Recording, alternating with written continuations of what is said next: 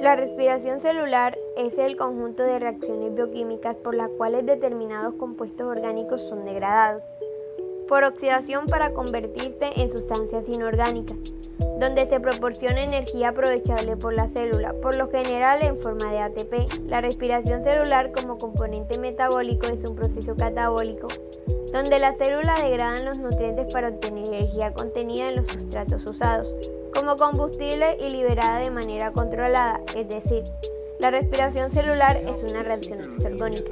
Podemos dividir la respiración celular en la respiración aeróbica y respiración anaeróbica. La respiración aeróbica, el oxígeno molecular se usa como conductor de electrones o aceptor final de electrones procedentes de la cadena transportadora y junto con los protones se reduce hasta agua, siendo agua el producto resultante. La molécula que se reduce es el oxígeno, produciendo agua y se produce ATP por fosforilación a nivel de sustrato y fosforilación oxidativa. Es el tipo de metabolismo más común y más eficiente. Las vías metabólicas son variadas, siendo la más importante la siguiente: glucólisis, ciclo de Krebs, fosforilación oxidativa. La glucólisis en el desdoblamiento de la molécula de glucosa en sustancias orgánicas menores y provisión de energía de enlaces almacenadas. El balance energético de la glucólisis, donde se transforma una glucosa en 2 piruvatos, es una reacción de descomposición donde algo con alta energía se divide en 2 con menos energía, donde 2 ATP y 2 NADH, esta última se guarda para realizar un proceso después y termina así por obtener 2 piruvatos. En el ciclo de Krebs existe un preciclo, donde los piruvatos obtenidos en la glucólisis sufren una deshidrogenización y se añade una coenzima A y entra un acetil-CoA para obtener así un GTP y 3 NADH más 2 FADH2. Además se obtiene dióxido de carbono que se debe eliminar para no intoxicar las células.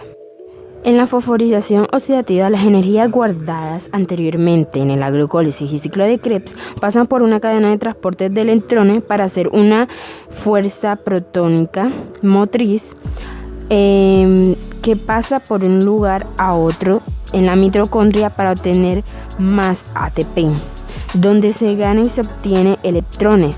De 36 a 38 ATP se pueden obtener.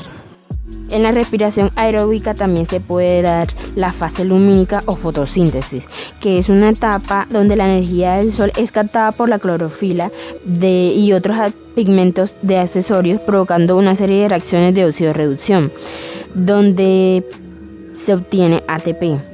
La reducción de coenzimas de NADP o NADPH y la oxidación de moléculas de H2O, liberando O2 al medio. En la respiración anaerobia se da una fase de glucólisis, donde una glucosa se divide en 2 piruvatos. Dependiendo de la enzima que tenga el organismo, por ejemplo una bacteria, pasa por fermentación láctica o alcohólica, dependiendo de las enzimas que contenga el organismo. La fermentación alcohólica, el piruvato se convierte en acetaldehído y después se convierte en alcohol etílico.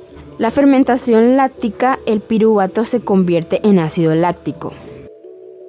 La respiración celular es importante para quemar todas las moléculas que entran a nuestro cuerpo por medio de alimentos, sean proteínas, carbohidratos o aminoácidos, y obtener energía.